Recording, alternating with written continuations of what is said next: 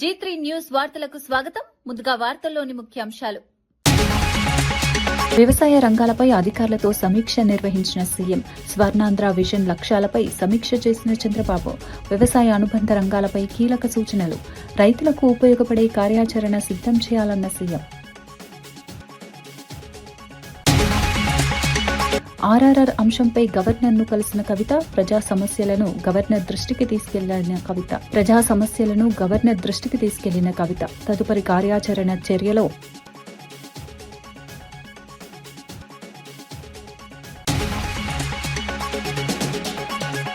ప్రజల సమస్యలపై పోరాటం కొనసాగుతుందని జగన్ ఆరోపణలపై తీవ్ర విమర్శలు చేసిన బీసీ జనార్దన్. ఆధారాలు లేని ఆరోపణలు చేయొద్దన్న బీసీ జనార్దన్. ప్రజలు వైసీపీని నమ్మే పరిస్థితి లేదన్న మంత్రి. అభివృద్ధిని ప్రజలు కోరుకుంటున్నారన్న బీసీ జనార్దన్. 40 లక్షల టన్నుల బొగ్గు ఎక్కడన్న హరీష్ ప్రశ్న. బొగ్గు నిల్వలపై వివరణ ఇవ్వాలని డిమాండ్. 1600 కోట్ల బొగ్గు ఏమైందన్న హరీష్. బొగ్గు నిల్వలపై అనుమానాలు వ్యక్తం చేసిన వైనం.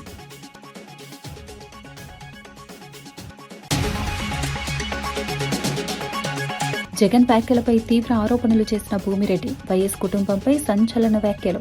ప్రజలు వాస్తవాలు తెలుసుకోవాలన్న టీడీపీ నేత. జగన్ చరిత్రపై ప్రశ్నలు లేవనెత్తిన భూమిరెడ్డి.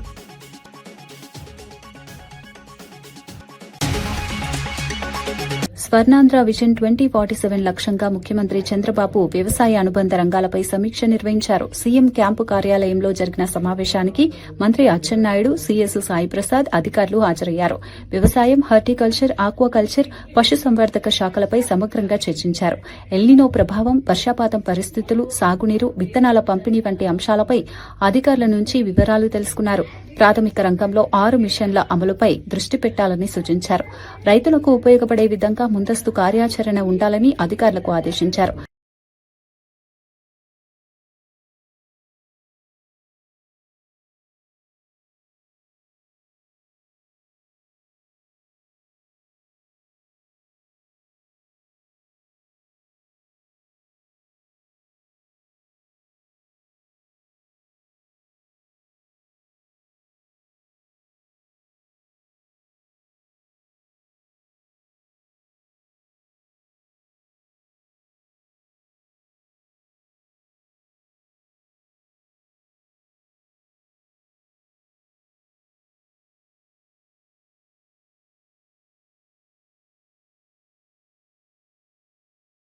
టీడీపీ నేతలపై జగన్ ఆధారాలు లేని ఆరోపణలు చేయడం దారుణమని మంత్రి బీసీ జనార్దన్ రెడ్డి మండిపడ్డారు. వైసీపీ హయాంలో జరిగిన హత్యలు, వివాదాలను ప్రజలు గుర్తుంచుకున్నారని అన్నారు.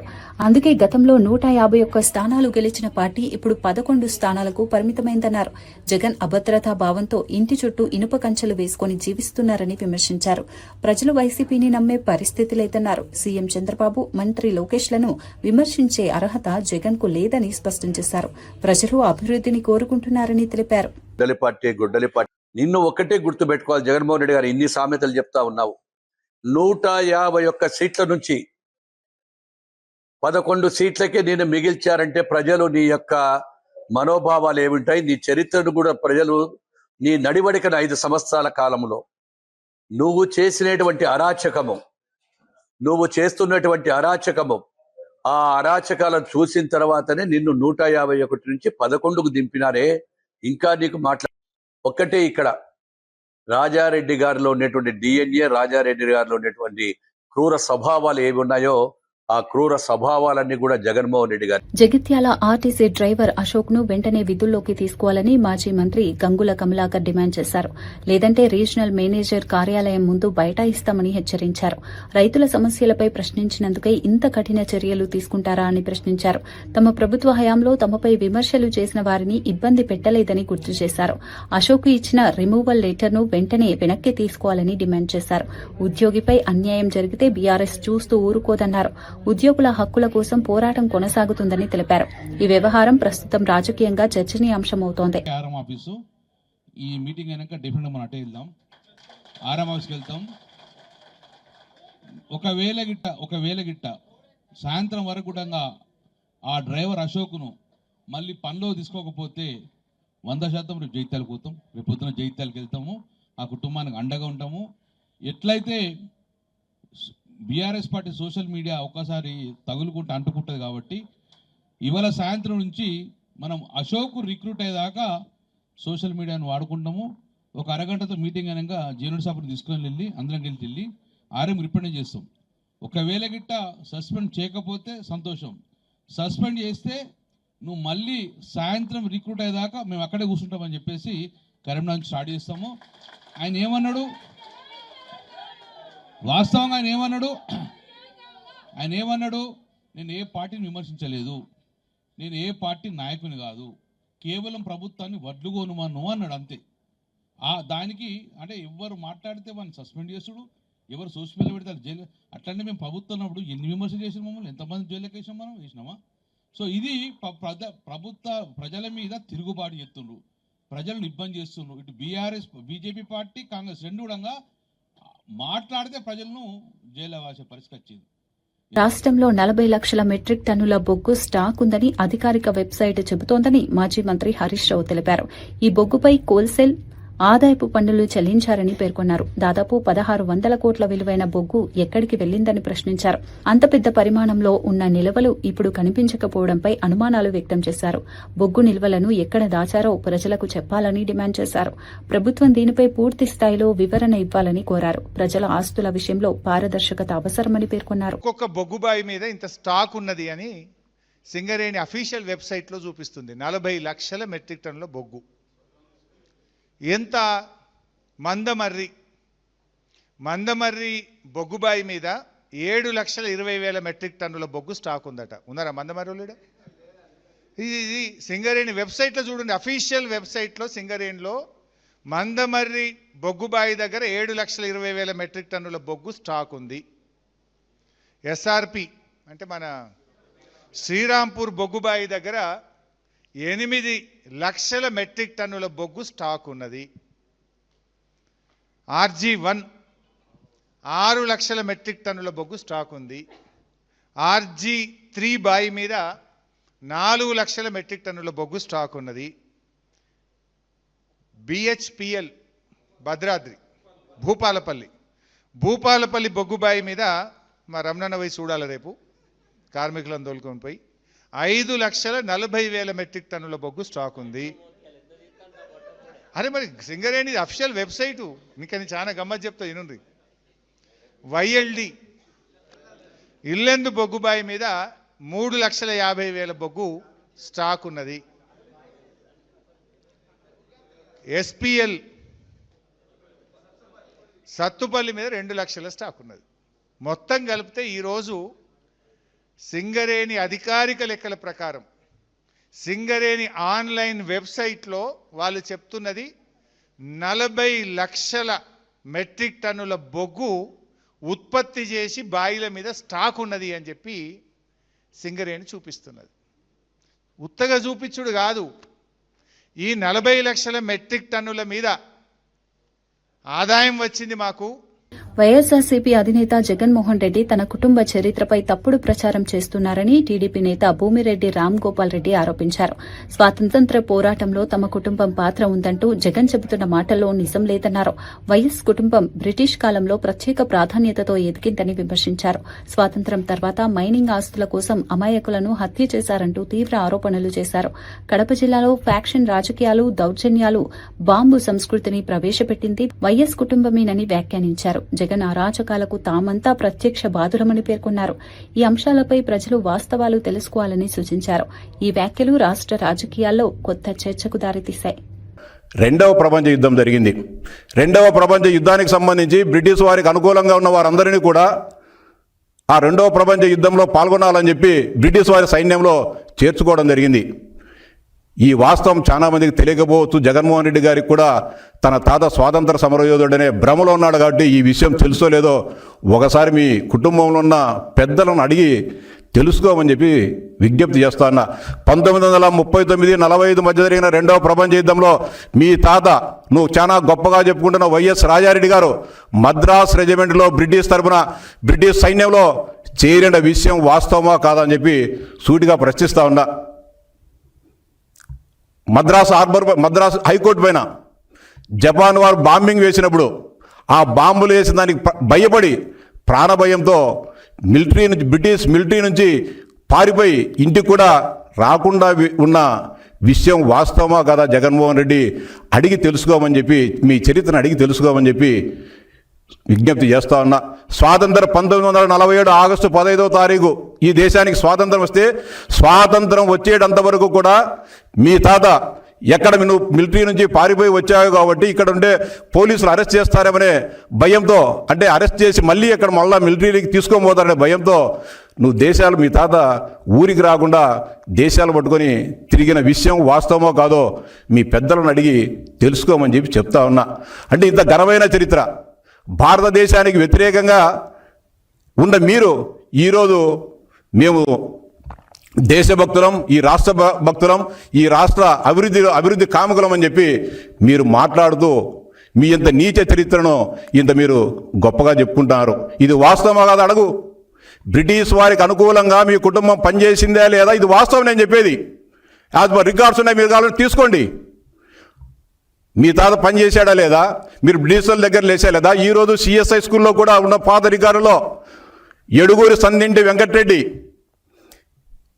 అక్కడ ఉద్యోగం చేశాడా లేదా స్వాతంత్రానికంటే ముందు అనే విషయం ఈరోజు కూడా రికార్డులో ఉన్నాయి. కావాలంటే నీ మనుషులు పంపించి వెరిఫై చేసుకో జగన్మోహన్ రెడ్డిని చెప్తా ఉన్నా. దాని తర్వాత స్వాతంత్రం వచ్చిన తర్వాత అనేక రకాల పరిణామాల నేపథ్యంలో మీ కుటుంబం పెద్దది, రకరకాల ఆ కాలంలోనే కొంత వ్యాపారాలు చేసేవారు, వాస్తవమేమే కాదని చెప్పలే. కానీ మిగతా వాళ్ళ వ్యాపారాలు చేసేవాళ్ళు, కానీ మీ తాత రాజారెడ్డి గారు అరాచకం చేసేవాళ్ళు, రౌడీజం చేసేవాళ్ళు, పంచాయతీలు చేసేవాళ్ళనే విషయం అందరికి కూడా తెలుసు. అందరూ కూడా మీ కుటుంబంలో అందరూ కూడా పెద్ద పెద్ద చదువులు చదువుకున్నారు. అంటే రాజశేఖర రెడ్డి గారి మేనత్తలు కానీ, రాజశేఖర రెడ్డి గారి పెదనాన్నలు, చిన్నాన్నలు. తెలంగాణలో రైతుల పేరుతో బీజేపీ నేతలు డ్రామా యాత్రలు చేస్తున్నారని ప్రభుత్వ విప్ వేముల వీరేశం మండిపడ్డారు. రైతులపై నిజమైన ప్రేమ ఉంటే ఢిల్లీలో నిరసనలు చేయాలని సవాల్ విసిరారు. సీఎం రేవంత్ రెడ్డి నేతృత్వంలో ప్రతి గింజను ప్రభుత్వం కొనుగోలు చేస్తోందని స్పష్టం చేశారు. రైతులకు 72 గంటల్లోనే డబ్బులు జమ చేస్తున్నామని వెల్లడించారు. బీజేపీ, బీఆర్ఎస్ పార్టీలు రాజకీయ ప్రయోజనాల కోసం రైతులను ఉపయోగిస్తున్నాయని ఆరోపించారు. రైతులు ఈ రాజకీయాలను నమ్మరని పేర్కొన్నారు. రైతుల సంక్షేమం కోసం ప్రభుత్వం కట్టుబడి ఉందని తెలిపారు. తీసుకొచ్చి రైతుల ఉసురు తీసుకున్నటువంటి పార్టీ బీజేపీ పార్టీ. ఈ దేశంలో రైతు వ్యతిరేక పార్టీ, రైతు వ్యతిరేక ప్రభుత్వం ఏదన్నా ఉందంటే అది బీజేపీ ప్రభుత్వం, నరేంద్ర మోడీ ప్రభుత్వం, బీజేపీ పార్టీనే అనేటువంటి విషయాన్ని రైతాంగానికి మేము విజ్ఞప్తి చేస్తాము. ఈరోజు ఈ రాష్ట్రంలో 1,50,00,000 మెట్రిక్ టన్నుల ధాన్యం ఉత్పత్తి అవుతూ ఉంది, పండుతూ ఉంది. ఈ ధాన్యాన్ని వేగంగా కొనటం కోసం తెలంగాణ రాష్ట్ర ప్రభుత్వం, గౌరవనీయులు మా ముఖ్యమంత్రి గారు అన్ని రకాల చర్యల్ని చేపట్టింది. ధాన్యం అమ్ముకున్న వెంటనే 72 గంటల్లోనే, 3 రోజుల్లోనే రైతుల ఖాతాలకు డబ్బులు వచ్చేటువంటి ఏర్పాటు చేసి 22,000 కోట్ల రూపాయలని ధాన్యం కొనుగోలు జరిగిన వెంటనే రైతులకు ఇవ్వటానికి ఇలా డబ్బును కూడా అందుబాటులో ఉంచారు. కొంత ఆలస్యం అవుతుంది కొన్ని చోట్ల. ఎందుకు అంటే ఈరోజు బెంగాలీ నుంచి సంబంధించినటువంటి అమాలీలు అక్కడ ఎలక్షన్ ఉండటం మూలంగా వాళ్ళు రావటం ఆలస్యమై, వాళ్ళు రాకపోవటం మూలంగా కొంత లోకల్ అమాలీ పర్సంటేజ్ తక్కువ ఉండటం మూలంగా ఈరోజు కొద్దిగా ఆలస్యమైంది. అయినా ఇన్ టైంలో ధాన్యం కొనటానికి కావలసినటువంటి అన్ని ఏర్పాట్లను తెలంగాణ రాష్ట్ర ప్రభుత్వం చేసిందనేటువంటి ఒక విషయాన్ని ఈ సందర్భంగా మేము తెలియజేస్తాం. ఈరోజు మా నల్గొండ జిల్లాలో యాదాద్రి, భువనగిరి, ఆలేరుకు వీళ్ళు పర్యటిస్తాం. పోయిన సీజన్లో ఆలేరు, యాదాద్రి, భువనగిరి, రావణపేట మండలం, అట్లాగే తుంగతుర్తికి సంబంధించినటువంటి అనేక మండలాలు కూడా ఈ యాదాద్రికి వస్తాయి. పోయిన సంవత్సరం జూన్ 11, 12 నాటికి అక్కడ కొనుగోళ్లను మేము పూర్తి చేసినాం. ఈసారి అంతకంటే ముందే 4, 5 తారీఖులనే పూర్తి కాబోతా ఉన్నాయి. గత సంవత్సరం కంటే 10 రోజుల లేటుగా ఈరోజు మేము ఐకేపీ, బీఆర్ఎస్, కాంగ్రెస్ పార్టీలు ప్రజలను తప్పుదారి పట్టించాయని బీజేపీ తీవ్ర విమర్శలు చేసింది. హామీలు ఇవ్వడంలో ముందుండి అమలులో మాత్రం విఫలమయ్యాయని ఆరోపించింది. పాలనా జవాబుదారీతనం విషయంలో 2 పార్టీల మధ్య తేడా లేదని పేర్కొంది. స్థానిక సంస్థల ఎన్నికల నేపథ్యంలో రాజకీయంగా విమర్శలు మరింత పెరిగాయి. హైదరాబాద్ స్థానిక ఎన్నికలను దృష్టిలో ఉంచుకుని పార్టీలు ప్రచారాన్ని వేగవంతం చేస్తున్నాయి. ఒకరిపై ఒకరు ఆరోపణలు చేస్తూ రాజకీయ వాతావరణాన్ని వేడెక్కిస్తున్నాయి. ప్రజలను మోసం చేసిన పార్టీలకు తగిన బుద్ధి చెప్పాలని బీజేపీ పిలుపునిచ్చింది. రాబోయే ఎన్నికల్లో ప్రజలు మార్పు కోరుకుంటున్నారని నేతలు వ్యాఖ్యానించారు. అయితే రేవంత్ రెడ్డి గారు మహాతుగ్లక్, ఈయన చేసేవన్నీ కూడా మూడు చేస్తా ఉన్నాడు. మీకు క్లారిటీ లేనప్పుడు, మీకు ఏ బూత్లు ఎక్కడ రావాలి, ఏ ఒక బౌండరీ ఎక్కడ రావాలి మీకే తెలియనప్పుడు ఈ హైదరాబాద్ నగరాన్ని మీరు ఎందుకు ఈ విధంగా చేస్తా ఉన్నారు? రెండు పార్టీలు కూడా హైదరాబాద్ ప్రజలతో మజ్లీస్ని అడ్డు పెట్టుకుని ఆడుకుంటున్నారు. వీళ్ళకు మజ్లీస్ ముఖ్యం కానీ హైదరాబాద్ ప్రజలు ముఖ్యం కాదు. గత ప్రభుత్వం రియల్ ఎస్టేట్ మీద వాళ్ళ తిజోరీలు నింపుకున్నారు. ఈ ప్రభుత్వం మొత్తం రియల్ ఎస్టేట్ నే మొత్తానికి బర్బాద్ చేసింది. మొన్న ఏ బిల్డర్ని అడిగినా కూడా కొత్త వెంచర్ తీసుకోవట్లేదు సార్, 2.5 years అయింది ఈ ప్రభుత్వం వచ్చినప్పటి నుంచి మా వెంచర్లే కావట్లేదు చెప్తాను. తమిళనాడులో మహిళలు వినూత్నంగా నిరసన తెలియజేసిన ఘటన చర్చనీయాంశమైంది. గత 3 ఏళ్లుగా పనిచేయని బారుబోవికి మహిళలు అంత్యక్రియలు నిర్వహించారు. ఎన్నిసార్లు ఫిర్యాదు చేసినా అధికారులు స్పందించకపోవడంతో ఈ విధంగా నిరసన తెలిపారు. బోరుబావికి పూలమాలలు వేసి అంతిమ యాత్ర నిర్వహించారు. నీటి సమస్య కారణంగా ప్రతిరోజు 5 కిలోమీటర్లు నడిచి నీళ్లు తెచ్చుకోవాల్సి వస్తోందని మహిళలు ఆవేదన వ్యక్తం చేశారు. விஜய்க்கு போட்டு ஜெயிக்க வச்சு இன்னும் ஒன்னே காணும். ஆமா, இல்லத்திரப்பட்டி கிராமத்துலேருந்து பேசுகிறோம். 3 வருஷமா தண்ணியே வரல, போரில் சுத்தமாக தண்ணியே கிடையாது. நாங்களும் போகாத இடம்ல கலெக்டர் ஆஃபீஸ் வரைக்கும் போயிட்டு வந்துட்டோம். தண்ணியே தர முடியாதுன்னு சொல்கிறா. 20 வீட்டுக்கு எதுக்கு தண்ணிங்கிறாங்க. அப்போ 25 ஓட்டுக்கிட்ட இருக்குது. அப்போ ஏன் ஓட்டு கேட்டு வர்றாங்க? ஓட்டு கேட்டு வந்தும் ஓட்டு தானே போட்டு வந்திருக்கோம். 2 மாசத்துல போட்டு தரோம்னு சொன்னாங்க. இப்போ ஒரு మాసం ఆచి ఇన్నర వరకు ఎంత మాటలు. మొక్కజొన్నల కొనుగోళ్ల విషయంలో కేంద్ర ప్రభుత్వం సహకరించడం లేదని మంత్రి అడ్లూరి లక్ష్మణ్ కుమార్ ఆరోపించారు. కేంద్రం పెంచిన డీజిల్, పెట్రోల్ ధరల వల్ల సామాన్య ప్రజలపై తీవ్ర భారం పడుతోందన్నారు. పెరిగిన ఇంధన ధరల ప్రభావం రైతులపై ఎక్కువగా పడుతోందని వ్యాఖ్యానించారు. రైతులకు అండగా నిలవాల్సిన సమయంలో కేంద్రం విఫలమైందని విమర్శించారు. ధాన్యం కొనుగోళ్లలో రాష్ట ప్రభుత్వానికి అవసరమైన మద్దతు అందడం లేదన్నారు. వ్యవసాయ రంగం ఇబ్బందుల్లో ఉన్నా కేంద్రం స్పందించడం లేదని మండిపడ్డారు. రైతుల ప్రయోజనాలను కాపాడటంలో రాష్ట ప్రభుత్వం కట్టుబడి ఉందని తెలిపారు. జనతా పార్టీ జై శ్రీరామ్ అంటారు తప్ప ప్రజలకు సంబంధించిన ఎలాంటి యొక్క సంక్షేమానికి సంబంధించిన కానీ, అన్నదాతలను ఆదుకునే విషయంలో కానీ, నిరుద్యోగులను ఆదుకునే విషయంలో కానీ ఈరోజు ఇన్ని విధాలా కూడా రాష్ట్ర ప్రభుత్వం లోపల ఈ తెలంగాణ రాష్ట్రాల ప్రజలకు ఇబ్బందులు ఇక్కడ కూడా పాలు పంచుకోలే. రాష్ట్ర ప్రభుత్వం ద్వారా దామాషా ప్రకారం మనం ఎంతైతే పన్ను చెల్లిస్తామో కేంద్ర ప్రభుత్వం నుంచి మన రాష్ట్ర ప్రభుత్వానికి, మన తెలంగాణకు అంత రాదు. వాళ్ళు అరకొరగా ఇచ్చి ఈరోజు నిధులు సరిగి ఇవ్వక, మన సంక్షేమాన్ని పట్టించుకోక, మన అన్నదాతలను పట్టించుకోక తిరిగి డీజిల్ ఛార్జీలు, పెట్రోల్ ఛార్జీలు పెంచిళ్ళు. మొన్నటి వరకు 2023 డిసెంబర్ వరకు మేమే రాజుల, మేమే మంత్రులు బీఆర్ఎస్ పార్టీ ఒక్క మాట మాట్లాడతలేదండి. డీజిల్ మీద మాట్లాడతలేదు, పెట్రోల్ మీద మాట్లాడతలేదు. ఈరోజు ఏదైతే పెంచినటువంటి డీజిల్, పెట్రోల్ ధర ద్వారా సామాన్య ప్రజల మీద పెను భారం పడుతుంది. మన తక్షణమే నరేంద్ర మోడీ గారు మీరు ఏదైతే పెంచినటువంటి డీజిల్ ధరలను, పెట్రోల్ ధరలను వెంటనే మీరు ఏదైతే పెంచిన ధరను వెంటనే మీరు ఉపసంహరించుకోవాలని చెప్పేసి డిమాండ్ చేస్తూ తక్షణమే ఆ పెంచిన ధరలు తగ్గించుకోకపోతే రేపు రాబోయే రోజుల్లో రాష్ట్ర కాంగ్రెస్ పార్టీ ఆధ్వర్యంలో మహేష్ కుమార్ గౌడ్ ఆధ్వర్యంలో, ముఖ్యమంత్రి గారు రేవంత్ రెడ్డి గారి ఆధ్వర్యంలో పెద్ద ఎత్తున గ్రామాన్న ప్రజలతో నిరసన కార్యక్రమం చేపడతామనే విషయాన్ని కూడా మనవి చేసుకుంటూ, పెట్రోల్, డీజిల్ పై లీటర్కు 10 రూపాయల ఎక్సైజ్ డ్యూటీ తగ్గించినట్లు జరుగుతున్న ప్రచారంపై స్పష్టత వచ్చింది. కేంద్ర ఆర్థిక మంత్రి నిర్మలా సీతారామన్ చేసిన వ్యాఖ్యలు తాజాగా చేసిన ప్రకటనలు కావని తేలింది. ఇవి గతంలో మార్చి 27న కేంద్రం అమలు చేసిన పన్నుల తగ్గింపుకు సంబంధించినవేనని అధికారులు వివరించారు. సామాన్య ప్రజలపై భారం తగ్గించేందుకు గతంలోనే కేంద్రం భారీ స్థాయిలో పన్నుల కోత విధించిందని గుర్తు చేశారు. ఇటీవల ఇంధన ధరల పెరుగుదల నేపథ్యంలో కేంద్రం భరించిన ఆర్థిక భారాన్ని వివరించే క్రమంలోనే ఈ వ్యాఖ్యలు చేసినట్లు స్పష్టం చేశారు. సోషల్ మీడియాలో జరుగుతున్న ప్రచారాన్ని ప్రజలు నమ్మే ముందు వాస్తవాలు తెలుసుకోవాలని సూచిస్తున్నారు. ఈ అంశంపై రాజకీయ వర్గాల్లోనూ చర్చ కొనసాగుతోంది. सिद्बी के एड्रेस के समय मैंने उस विषय को जिक्र किया. More than 1 lakh crore annually this year we have given through the excise duty reduction. Had we not given that reduction at that time, even at that time 10 rupees would have been the increase at that time itself. So we have given, and that is almost 1 lakh crore on the budget. But the increases now are coming from the oil marketing companies because they are the ones who are procuring and selling.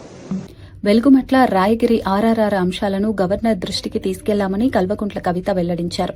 ప్రజా సమస్యల పరిష్కారంపై తమ వినతులను గవర్నర్కు వివరించినట్లు తెలిపారు. తమ అభ్యర్థనలపై governor సానుకూలంగా స్పందించారని చెప్పారు. ప్రభుత్వం తీసుకునే చర్యలను బట్టి తదుపరి కార్యాచరణ ప్రకటిస్తామని స్పష్టం చేశారు. ప్రజల సమస్యల విషయంలో వెనక్కి తగ్గేది లేదన్నారు. ప్రజల తరపున పోరాటం కొనసాగుతుందని పేర్కొన్నారు.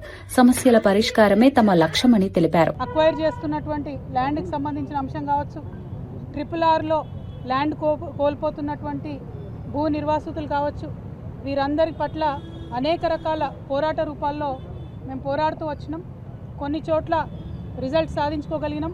ఖమ్మం వెలుగుమట్లలో దాదాపుగా 318 మందికి మళ్ళీ ప్రభుత్వం దిగి వచ్చి అదే చోట పట్టాలు ఇవ్వడం, అదేవిధంగా పరిగి కానీ RRR కానీ మరి జరుగుతున్నటువంటి ప్రయత్నాలు ప్రభుత్వం ఆపేయడం, ఇవన్నీ కూడా మేము పాక్షిక విజయాలుగా భావిస్తూ మరి సంపూర్ణ విజయం కావాలంటే ఖచ్చితంగా ఇందులో కేంద్ర ప్రభుత్వం ఇన్వాల్వ్మెంట్ ఉండాలి. మరి రాష్ట్ర ప్రభుత్వం దగ్గర నుంచి మంచి రిపోర్ట్ తెప్పించుకొని మరి ఏ విధంగా అన్యాయం జరిగిందో తెలుసుకొని న్యాయం చేసే విధంగా మరి గవర్నర్ గారిని కలిసి ఇవాళ వారి మద్దతు కూడగట్టడానికి ఇక్కడికి రావడం జరిగింది. ఖమ్మం నుండి నవ్య, అట్లానే రంగారెడ్డి జిల్లా గండిపేట మండలం కోకాపేట చెరువు పరిధిలో హైడ్రా అధికారులు కఠిన చర్యలు చేపట్టారు. గోల్డ్ షిప్ విలాస్లో పార్కు స్థలాన్ని ఆక్రమించిన ప్రాంతాన్ని అధికారులు గుర్తించి కూల్చివేశారు. ప్రజలకు ఉపయోగపడే పార్కు స్థలాలను ఎట్టి పరిస్థితుల్లోనూ కబ్జా చేసేందుకు అనుమతించబోమని స్పష్టం చేశారు. చెరువులు, పార్కులు ప్రభుత్వ భూముల పరిరక్షణలో రాజీ పడబోమని హెచ్చరించారు. ఆక్రమణలపై నిరంతరం నిఘా కొనసాగుతుందని తెలిపారు.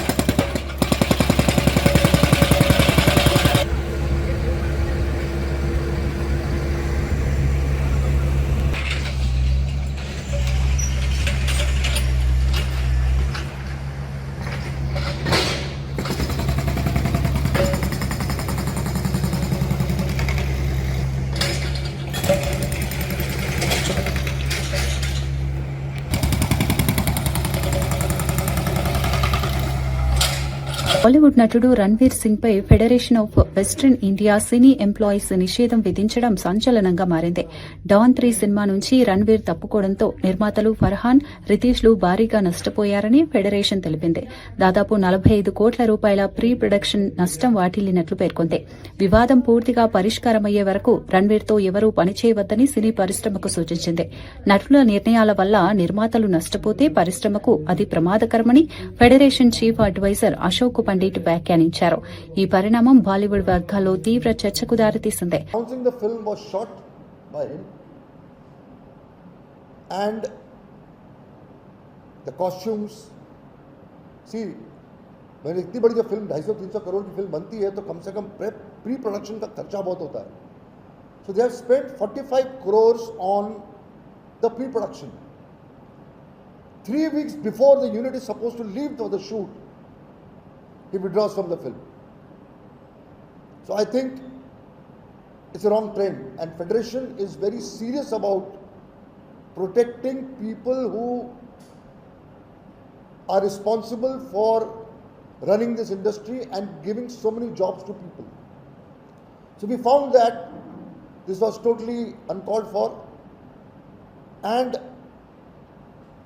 it did, you cannot take the entire industry for a ride like this. It's a wrong trend. We technicians are also suffering in this. How? Because all the technicians who were hired for this film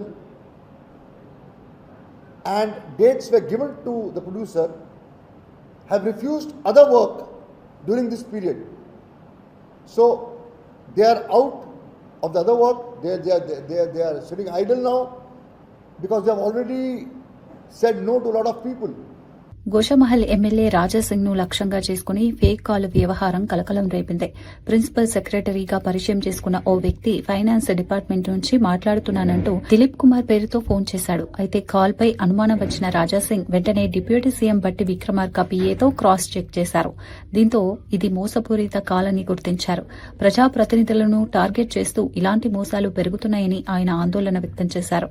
రాజకీయ నాయకులు, అధికారులు, ప్రజాప్రతినిధులు అప్రమత్తంగా ఉండాలని హెచ్చరించారు. ఈ ఘటనపై రాష్ట్ర ప్రభుత్వం నిందితులపై కఠిన చర్యలు తీసుకోవాలని రాజాసింగ్ డిమాండ్ చేశారు. ఈ ఘటన ఇప్పుడు రాజకీయ అధికార వర్గాల్లో చర్చనీయాంశంగా మారింది.